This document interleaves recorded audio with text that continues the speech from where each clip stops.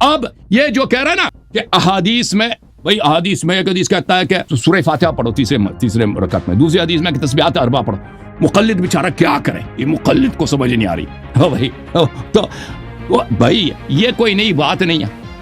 اہل بیت طاہرین علیہ السلام کے زمانے میں اختلاف فی الحدیث ہوتا تھا کہ ایک حدیث میں کچھ حکم ہے، دوسری حدیث میں کچھ حکم ہے. اہل بیت علیہ السلام کا اس کا حل یہ نہیں بتایا کہ پھر تم سارے حدیث ہی چھوڑ دو، ہمارا کلام ہی چھوڑ دو، اس پہ عمل نہیں کر سکتے جی، جا کے کسی اور کے کلام پہ عمل کر سکتے ہو. آپ لوگوں کا طریقہ یہ بچگانہ کیا کاملاً جاہلانہ ابلہانہ کہ بھئی اگر احادیث میں اختلاف ہے تو ساری احادیث چھوڑنی پڑیں گی.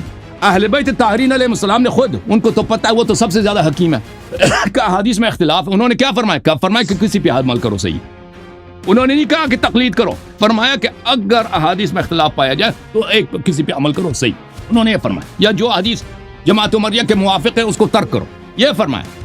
یا کہ جو حدیث جس کے جو اس میں آپ کو قرآن و سنت سے اس کے تائید میں کوئی کچھ مواد ملتا ہے اس پہ عمل کرو. لیکن یہ نہیں فرمایا کہ تم سارے حدیث چھوڑ دو یا ان حدیث کو چھوڑ دو، کسی اور کے رائے پہ عمل کرو. یہ نہیں فرمایا.